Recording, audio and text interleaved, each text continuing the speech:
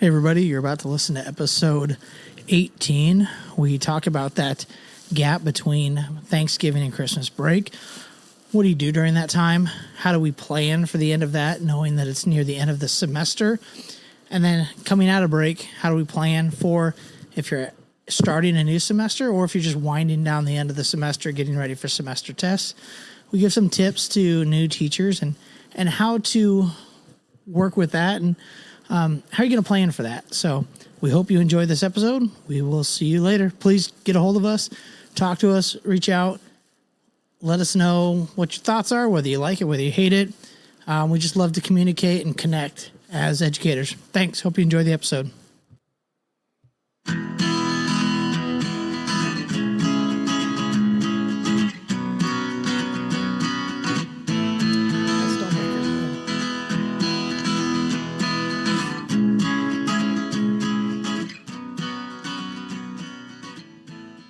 Should have cleaned this. Welcome to Belly Up to the Blackboard, a podcast focused on the reality of teaching and other musings from and about professionals, hosted by Chris Munn and Justin Russell.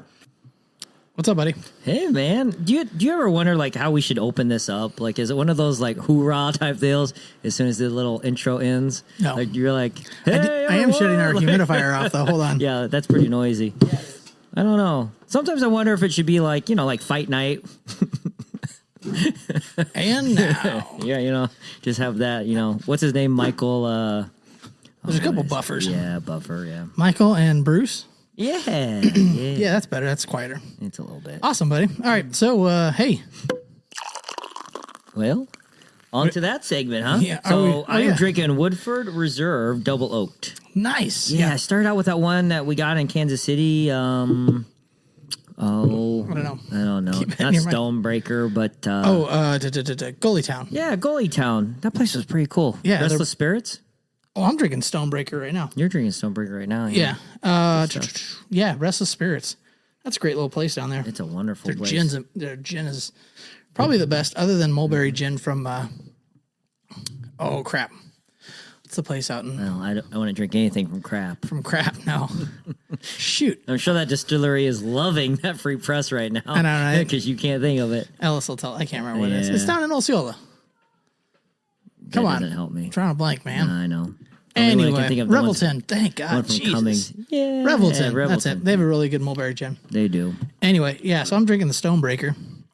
Yeah, it's good. It's a nice blend. That distillery, if anybody has a chance, definitely visit it. Kansas City, it's a great time. It's a little family-owned place. Yeah. I really like it. It's down in an industrial district or whatever, old warehouse. So. Take a scooter down there. Yeah, good memories. Yeah. Hey, how's your week? Man, you know what? This is the first week for those of you who are the same way. This first week off of Thanksgiving break. You know how that week works. It's kind of takes you about 3 days to get all the kids or students back to normal or back to our normal routines and kind of expectations. And then after that, you know how it is. The week abruptly ends and we're ready to go. So that's true. How about you, man? Well, I had a 3-day week. What'd you call it? 2.5, maybe? 2 3/4. So Wednesday, I had to go pick up our daughter because she was sick. Had a temp. Not Chris and Not I's our daughter. Yeah, not our daughter. My wife and I. Yeah. Anyway, my daughter had to go pick her up from school because she had a temp. So, of course, we get home and she's fine. So it was a slight temp. It was like 100.1. Yeah. So did that. So I had to stay home the rest of Wednesday, which was it was only an hour or two. And then, of course, any temp over 100, you have to stay 24 hours fever free or whatever. So stayed home Thursday and she was fine.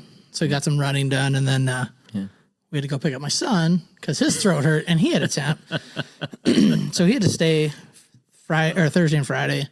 So we sent Claire back Friday and then I had to go pick her up because she had a fever again. But there's been a few times where your son has had some strep, right? Like, I mean, he's had like sore throat this stuff. time of year, sore throat type of stuff is pretty, Yeah. pretty. But no, I was talking to somebody the other day, and you'll have some kind of perspective on this too. Like your kid has 100.3, temp or 101.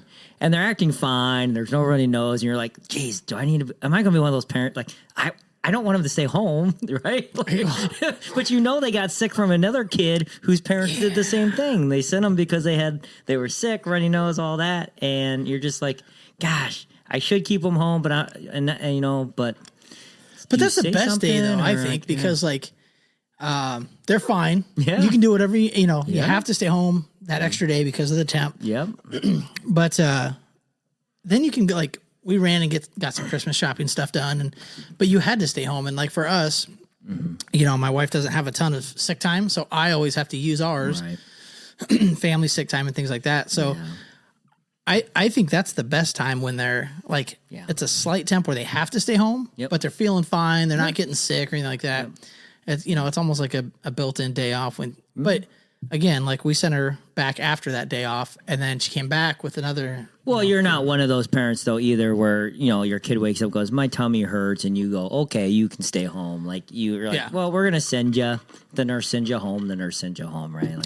It's not a common thing. But I could imagine being a single parent wage worker, right? That is a tough call, isn't it? Because you have to get it. Yeah, you can't send them to daycare. No. They have to be at home. Right. Unless you live by family and things like that, you have to. You got to stay home. And then you're losing those hours, which is tough. And I understand that perspective too. So I don't know what the answer is, and that's probably another podcast. But yeah, I just, I understand that fact. But as a parent, as a 2-parent home, that's always the funny thing. And like you said, it's nice that we have the ability, right, to say, yep, I can stay home. And being on salary like that and having family sick days and things like that, it is really nice. Yeah. But like you said, if it's single parent household, or if let's say both parents are on hourly wages, one of them is going to miss out. Yeah, which makes it tough. Yeah, so we're pretty lucky in that aspect. Kids, how are your kids? Healthy? Yeah. This is the time to get sick, Oh, they're at that goofy phase, man. So 2 and 6, is it? Yeah. So, they're at that phase where my oldest, my daughter, she's at that age where she is becoming more confident about who she is. Yeah. And more set in her ways, obviously. And the youngest one is still trying to identify what he is and isn't, and trying to figure out all that. So it's a fun age, but no, other than that, I appreciate asking, man. No, things are good. The week's good for you, it sounds like. We'll kind of move on through the weekend. But hey, one thing I've been thinking of, we are at that kind of final countdown till Christmas break. Yep. What are some things that routinely come up between now and then? And what are some things that you set up kind of in advance for knowing after Christmas break's coming up? What I like to do is to set up for after Christmas break. A lot of times during the week of Christmas break, you have that time between Christmas break and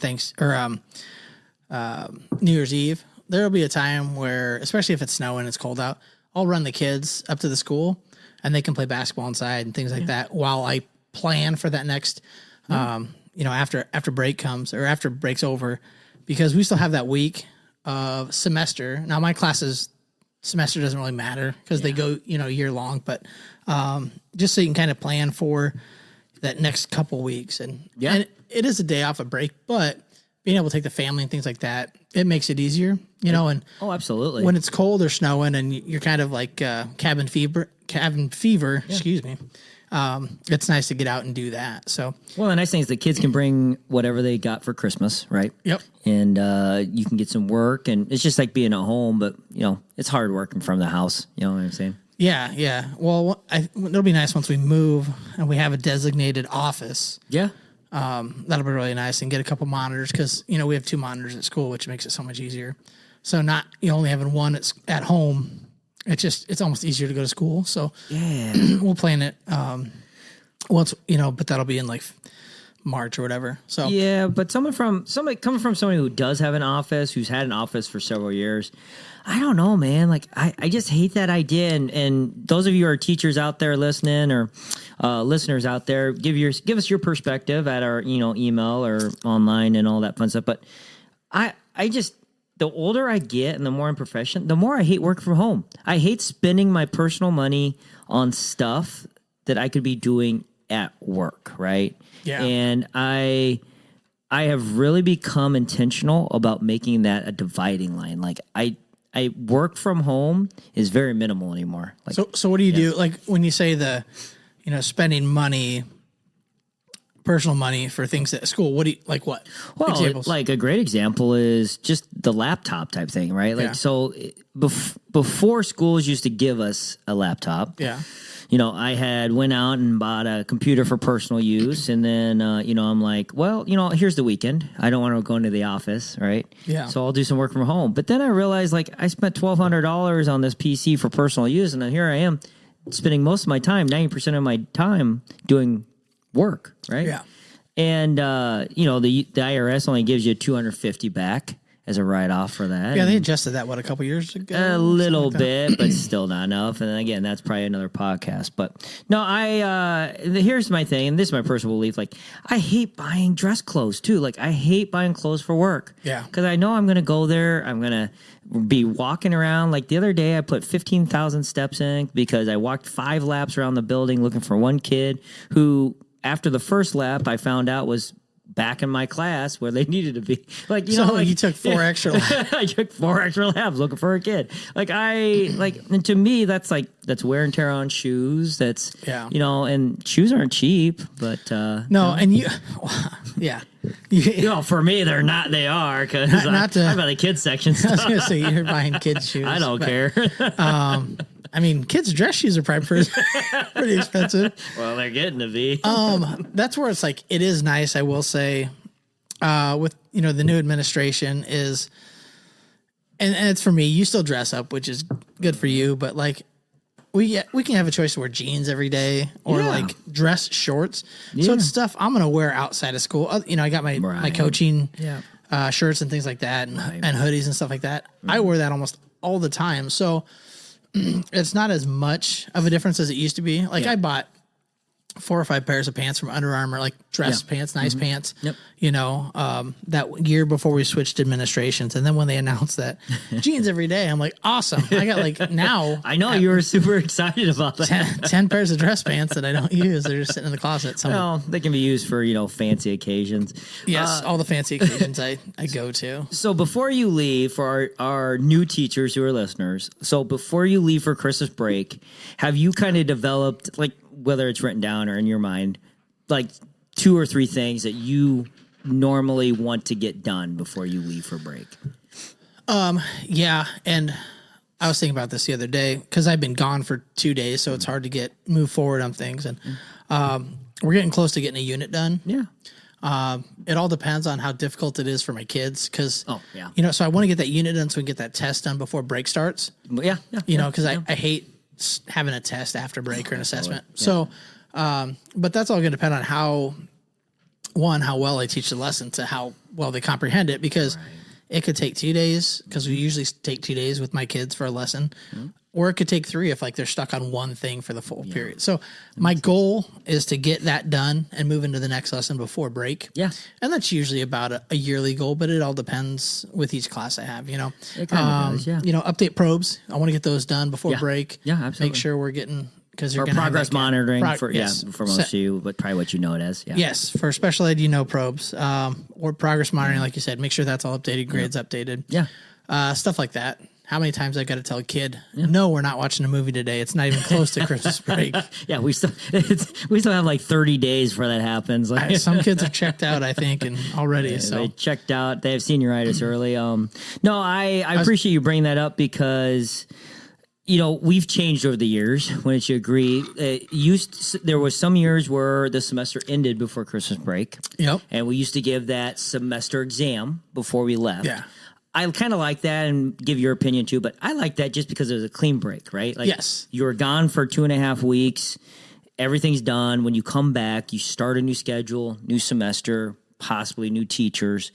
Yeah, if you have to. Yeah, there was some merit to it. But I do find there's benefit in, since we're doing SRG or standards reference grading, of not ending the semester until about a week after we come back from break. You didn't put my phone on airplane mode, did you? No. It's dinging. Oh my gosh. He's so popular, everybody. Well, hopefully this is our listeners like texting you, being like, "Hey, I get that." I doubt it. Because this isn't a live show. 5 people. And it's not live. So, sorry. But, yeah, I like the clean break. I did like that before. Yeah. Just because, like you said, you get it done, then you start fresh. Yeah. Now it's, what, we have a week. Just about a week. Yeah, I think we come back on the 3rd. Well, students come back on the 4th. And then, it's the 9th is the last day of the semester. But if you're in a semester-long class, you have technically 36 weeks, or a year-long class, you have 36 weeks to complete the entire load. But I don't know, man. Like, I couldn't imagine. Although I say that, but you would agree to this. I don't think I was mature enough to realize with standard preference grading, like, the possibility to graduate early is so much easier or better.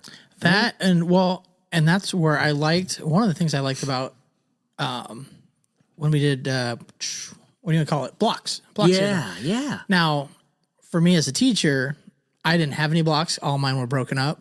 I could see how it could be a pain for some teachers having 90 minutes with a kid that could be a prick in your room. Yeah. But like you could get 2 math classes done in a year. So I think for those kids that are, really motivated, that was a good idea. And standard reference grading, the only thing that I don't see happening, and I don't know if it can happen, is if a kid can test out right away. You know what I mean? Like take the end of it. And maybe that's because they could take a prescriptive test, right? Like, and I would think so. Other than like on online courses, right? In a classroom, I don't think you can do that. No. Yeah, and maybe as we get through this, you'll be able to. Yep. Because if a kid's able to test out of a class in that first day or two, why not be able to do that? And I think that's where standard reference grading should be able to go. Well, and Malcolm Gladwell talks about that, and I brought this up before, but he talks about like just eliminating grades, because grades are arbitrary. Grade levels, I should say, are arbitrary based on age, right? And the idea that school should actually just function as a way of leveling. So as soon as you're done with a bunch or grouping of specific expectations or whatever, you should move to a different level when that's higher. And I that's why I like about SRG. But I was thinking about this the other day. Like, again, I don't think I was mature enough. But if we had SRG, you could have gamed this system pretty easily by doing the first semester as a district. You could have said, all of our students are going to be required to take math and language arts first semester. Yeah. And the reason is because you could have moved your state testing to second semester. Yeah, that's true. And so all of your students would have got a year's worth of math and block schedule and language arts done before they took their state testing exam. And I'm sure there's going to be proponents out there that say, that's unethical or whatever. But and thinking of how to best position students and your staff, I don't know. I think that's a good debate, and please weigh in, listeners, on any of that. But it's just odd how that all works. But no, I think we're in a good position. I think a week after, that gives the kids a good way. Now, do you know, what do you think the danger is of having a week before the semester ends as we come back, right? What do you think the danger of that is? Well, with our SRG, like, it's supposed to be 2 weeks. This is what I'm thinking about right now. It's 2 weeks to the end of the semester that everything old should be due. Yeah.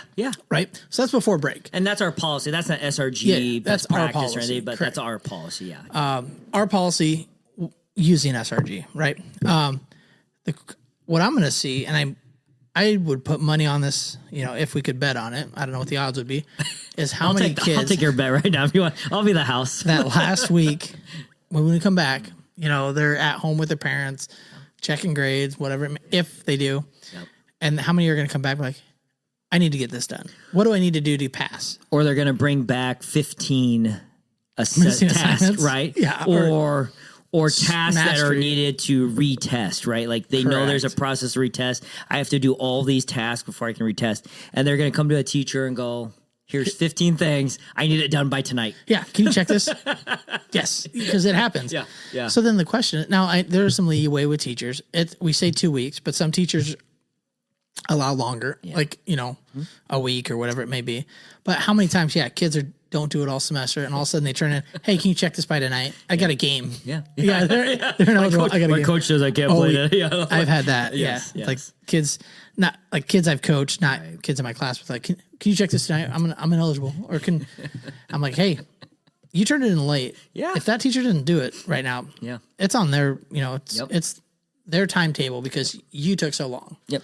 So what I hear you saying is probably for our new staff and even veterans. Sounding like administration. What I hear is well, this is the cognitive coaching piece, which I never took the training, but let's just good conversation. Anyhow, what I'm hearing, and correct me if I'm wrong, but you're saying a good practice is starting the beginning of December, knowing that Christmas break's coming up, is to remind students that, hey, we only have a week after Christmas break, which means I'm not accepting any late work. Or maybe you are. Maybe you're saying, hey, I'm only going to accept late work on the day we come back. there you go. So I think whatever it is, you're saying just make sure that students, you're saying that like every day. Yes. Right? Because students, you can't tell them once. No. And you can't tell parents once. Like, no. It was in an email. Yeah.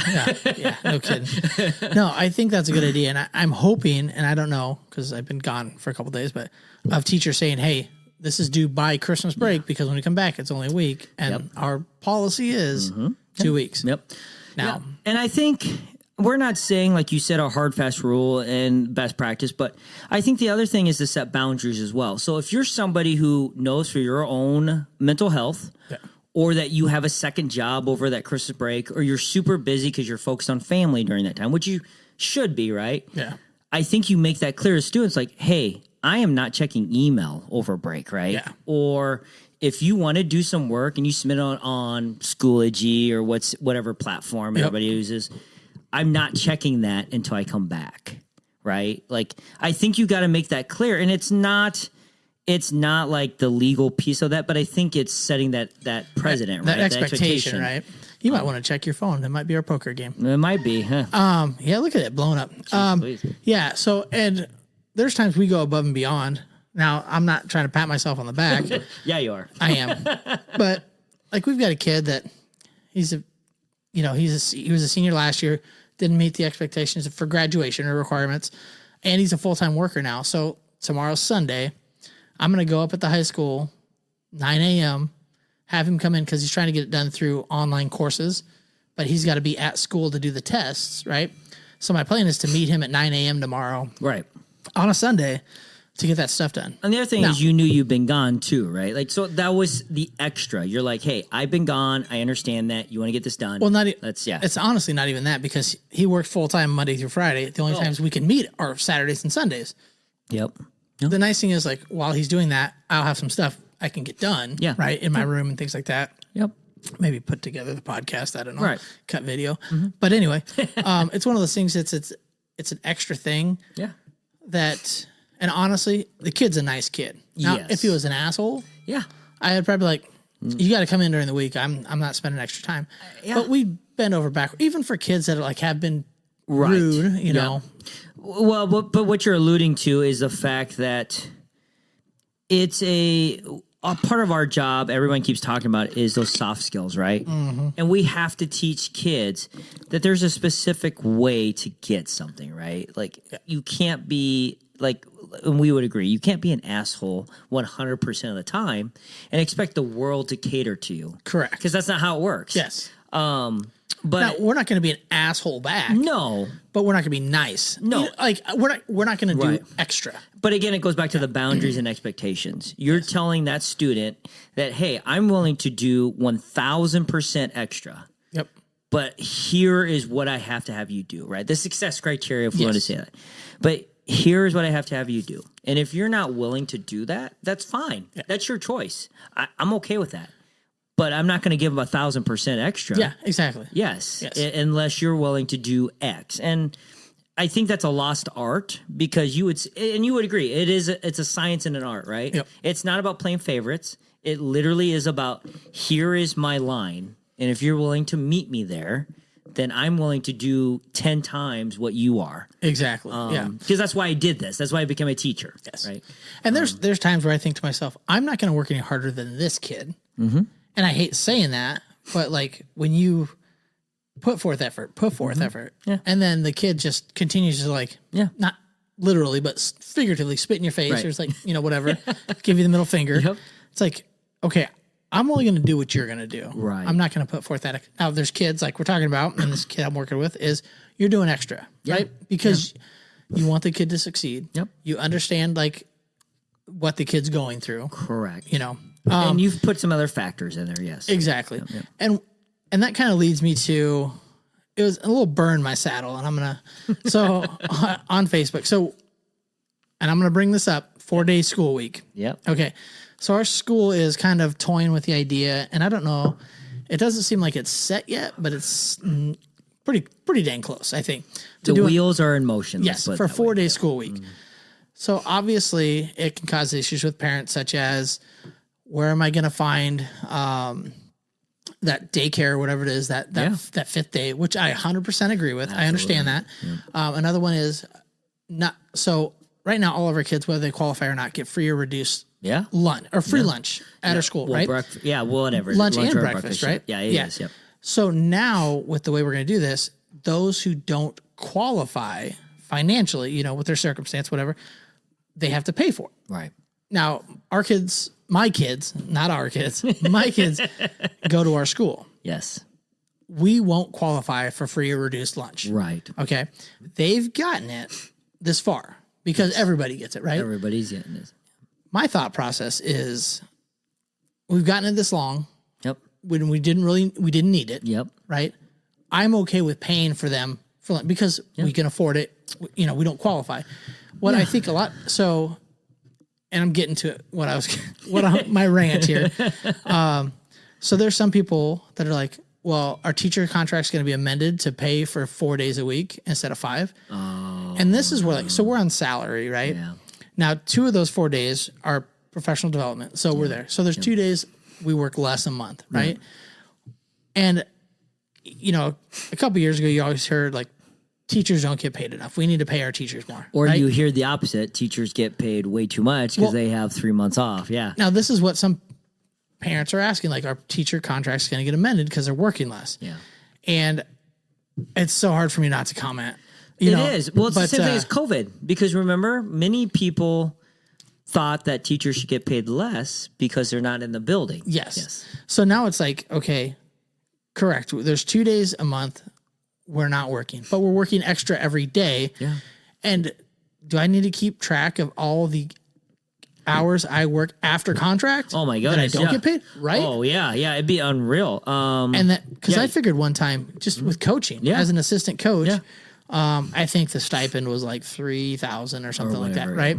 But when you figure out all the stuff you do with coaching, game film, camps, all that stuff, phone calls, all those. I like figured planning. my hourly, Yep.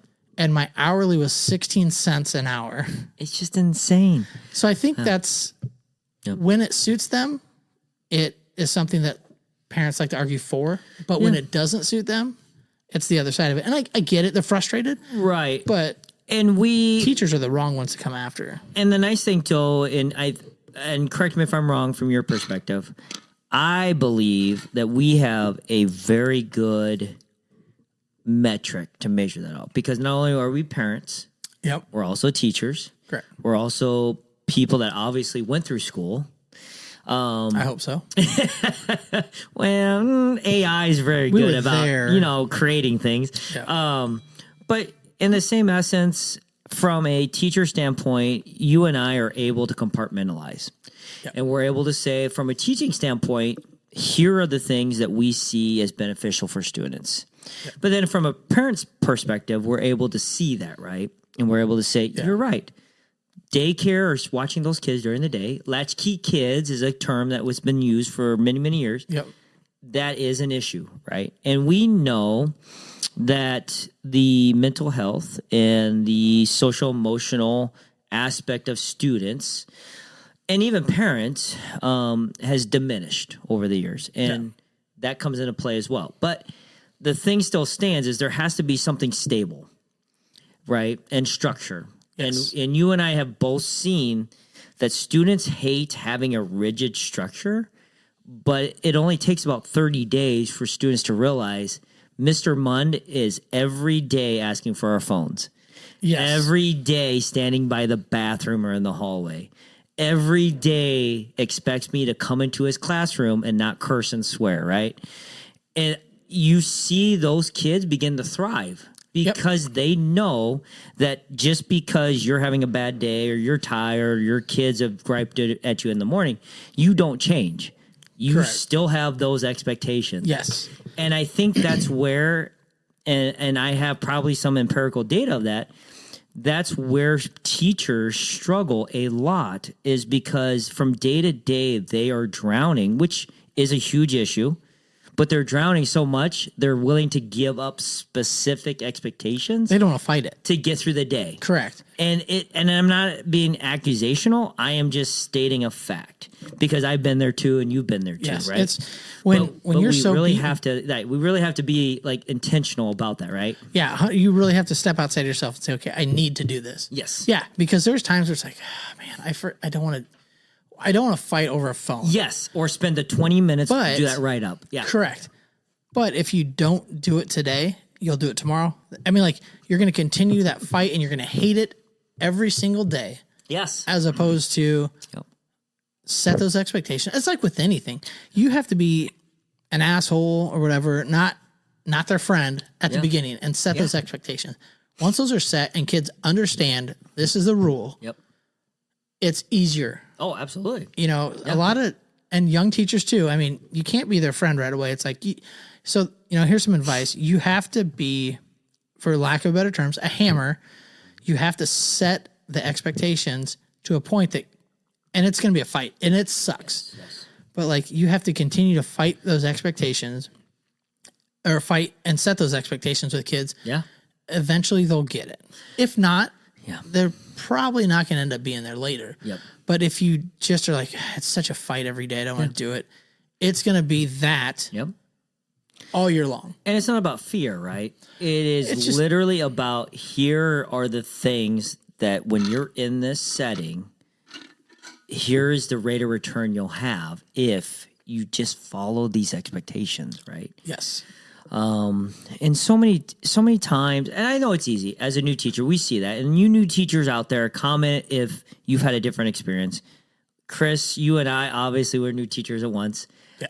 Long time ago. And I think we can both agree we both fell into a little bit of that. I don't want kids to think I'm a dick.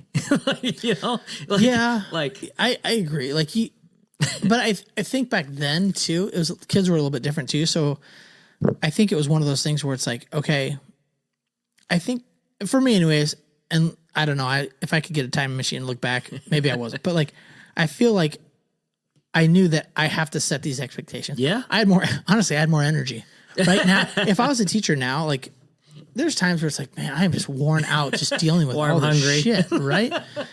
Back then, I think it was, we were younger, right? We understood. and had the time. Yes.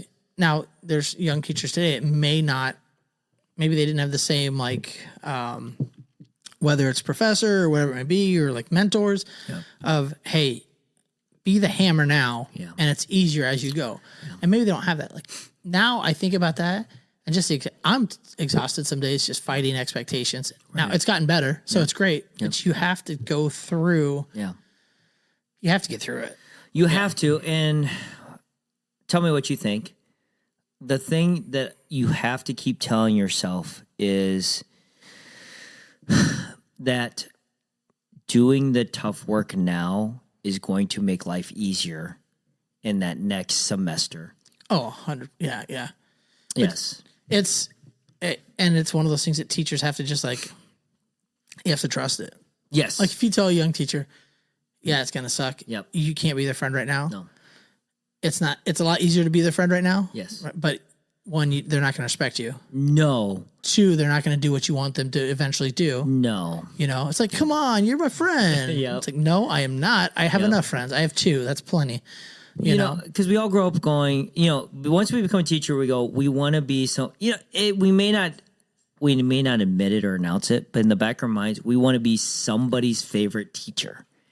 Yeah. Yes. Yes. The hard part about that is, and I wish I would have had a veteran teacher tell me this when I first started teaching, is you become somebody's favorite teacher because you're stable.